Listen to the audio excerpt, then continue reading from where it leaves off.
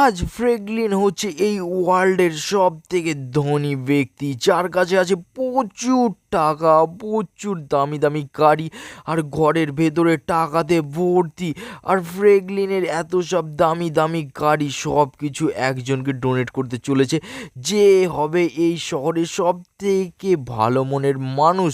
তাকে দেওয়া হবে এই সব প্রপার্টি, কারণ ফ্র্যাঙ্কলিন আজকে এই প্রপার্টি গিফট করতে চলেছে এমন একজনকে। ও হ্যালো বন্ধুরা, আমার কাছে আছে প্রচুর টাকা, আমি হচ্ছে এই ওয়ার্ল্ডের সব থেকে ধনী ব্যক্তি, আর সবাই আমাকে চেনে। তার জন্য গাইজ আজকে আমার যত প্রপার্টি আছে সব প্রপার্টি গিফট করতে চলেছি, যে এই শহরের একজন ভালো ব্যক্তি হবে, যে ভালো মনের মানুষ হবে, যে দুঃখের সময় সবার পাশে দাঁড়াবে, তাকে আমার এই সব টাকা, গাড়ি, বাড়ি, প্রপার্টি সব কিছু গিফট করতে চলেছি। তো আমাকে খুঁজতে হবে এই শহরের সব থেকে ভালো মনের মানুষকে, কিন্তু এই ভালো মনের মানুষকে খুঁজে পাওয়াটা খুবই কষ্টকর, কারণ আমি যদি যাই এই ভেসে, মানে বড়লোক সেজে যাই, তাহলে সবাই আমাকে দেখে তো পাগল হয়ে যাবে। তার জন্য আমি আমার ড্রেস চেঞ্জ করছি, আর আমি হয়ে যাব একেবারে গরিব ফ্র্যাঙ্কলিন। তো ফাইনালি দেখো গাইজ, আমি গরিব ফ্র্যাঙ্কলিন হয়ে গেছি, যাতে আমাকে কেউ চিনতে না পারে, আর চিনতে না পারলেই সবাইকে আমি ভালোভাবে কাছ থেকে জানতে পারবো, আর আমি ভালো মনের মানুষটাকে নিশ্চয়ই খুঁজে বার করব। আর আমি দামি দামি গাড়িগুলো নিয়ে যাব না, আমি যাব এখানে একটা স্কুটি আছে, পিৎজা ডেলিভারি করার স্কুটি, তো এই স্কুটি নিয়েই যাব।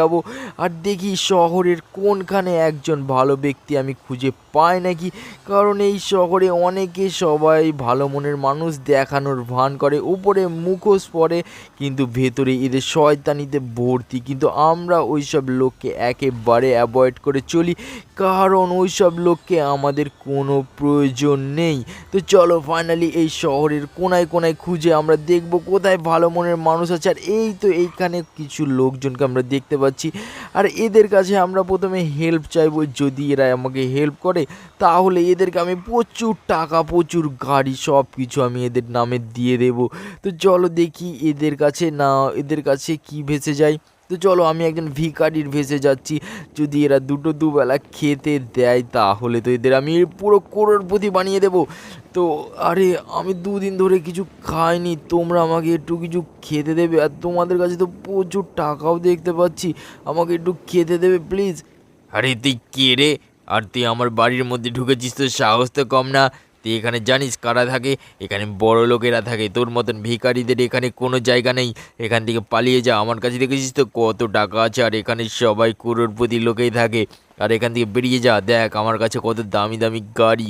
এরকম গাড়ি তো তুই কোনোদিন বোধহয় চোখেও দেখিসনি, কোনোদিন স্বপ্নেও এরকম গাড়ি কোনোদিন ভাবিসনি। এখান থেকে তাড়াতাড়ি ভাগ। আরে এদেরকে যদি আমি বলি যে এদের থেকেও আমি বড় লোক, আর আমার কাছে প্রচুর টাকা আছে, তাহলে এরা হয়তো মাথা খারাপ হয়ে যাবে। আরে আরে আমি জানি তো আপনি অনেক বড় লোক, আর আমি দুবেলা দুমুঠো খেতেও পাই না। আরে তুই যখন জানিস তাহলে এখানে কেন এসেছিস? ভিখারির বাচ্চা, যাক ভাগ এখান থেকে, না হলে মেরে তখন এখানে ছাল ছাড়িয়ে চামড়া গুটিয়ে ফেলবো। তো চামড়া গুটিয়ে আমি ডুগডুগি বাজাবো, বুঝেছিস? এখান থেকে ভাগ ভিখারির বাচ্চা। আর এখানে যদি সেকেন্ড বার আসিস না, তোকে মেরে একেবারে শেষ করে ফেলবো। আরে সুইট হার্ট, এই ভিখারিকে এইখান থেকে বিদায় করো। আমার ঘরের মধ্যে একটু কাজ আছে, আমি কাজটা সেরেই আসছি। মানে আমার একটু টয়লেট পেয়ে গেছে, একটু টয়লেট করে আসি। ভিখারির বাচ্চা, টাকা দেখলে হাত পাততে মনে হয় না? কাজ করতে কষ্ট হয়? যেখানে টাকা দেখবি সেখানে হাত পাততে শুরু করে দিবি? ভিখারির বাচ্চা, তোকে আমি মেরে একেবারে শেষ করে ফেলবো। যেখানে দেখবি টাকা টাকা। হ্যাঁ, ভিখারির বাচ্চা কোথায় করে? আরে ভিখারিকে দিয়ে যদি আমার গাড়িটাকে পরিষ্কার করে নেওয়া হয়। আরে ভিখারি শোন, তুই একটা কাজ কর, আমার গাড়িটাকে পরিষ্কার করে দে, তোকে আমি খেতে দেবো। হ্যাঁ হ্যাঁ ঠিক আছে, গাড়িটাকে আমি পরিষ্কার করে দিচ্ছি, তাহলে আমায় খেতে দেবে তো? আরে যাই, গাড়িটাকে পরিষ্কার করে নেই। মানে আর কত কি আমাকে করতে হবে ভালো মনের মানুষদের খোঁজার জন্য? এরা তো একেবারে নোংরা মনের মানুষ, এদের কাছে তো কোনো ভালো কিছু পাওয়া যাবে বলে তো আশা করা যায় না। একটা আইডিয়া এসেছে, আমার বয়ফ্রেন্ড শুধু আমাকে দিয়ে না যাবে, কোনো টাকাও দেয় না। এবার ওর সাথেও প্রতিশোধ নিতে হবে। এই গাড়ির মধ্যে আমি বোম সেট করে দেবো, আরে যত দোষ হবে ওই ভিখারির বাচ্চা।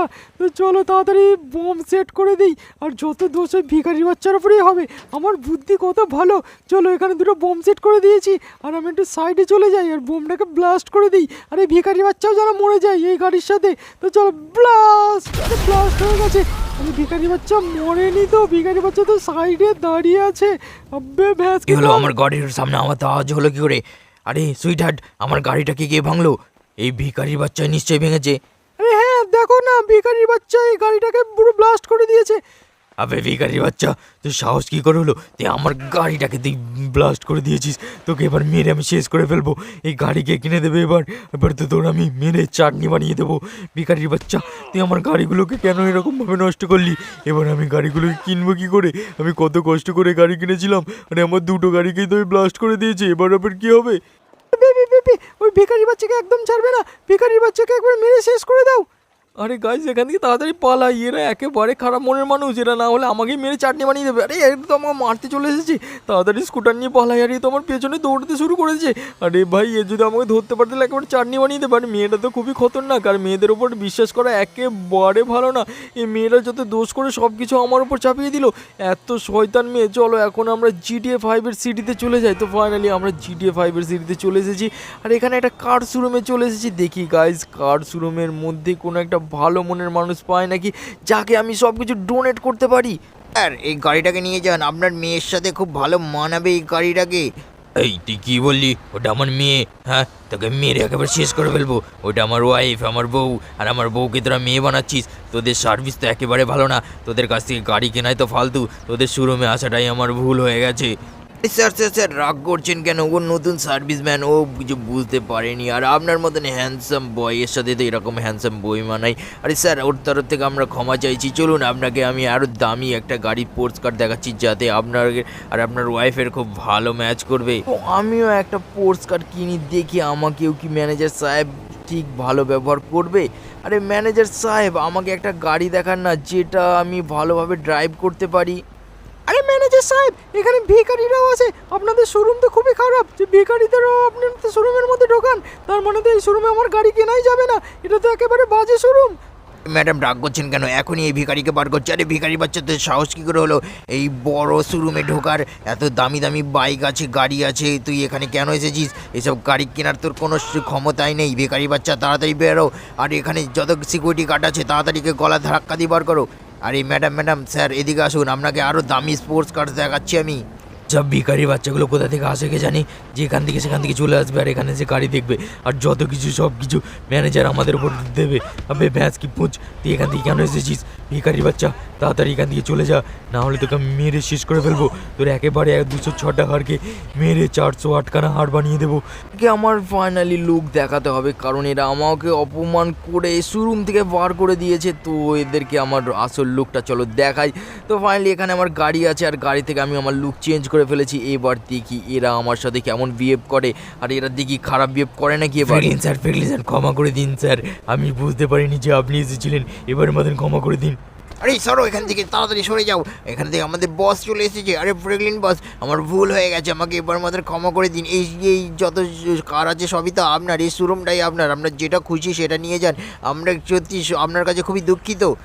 আরে তেরি ভ্যাঁস কি টাং, এতক্ষণ ধরে মনে ছিল না? না, তোরা সবাইকে কি মনে করিস? আর এখানে এই কালো ভূত, আর এখানে মেয়েটারও বেশি টেম্পার না তেরি তো। আরে অল্প বয়সে একটা বুড়োকে বিয়ে করে এদের যত ন্যাকামো, সব টাকাওয়ালা মানে মানুষদের দেখে বিয়ে করবে, আর এদেরকে নিয়ে বড়লোকি চাল দেখাবে।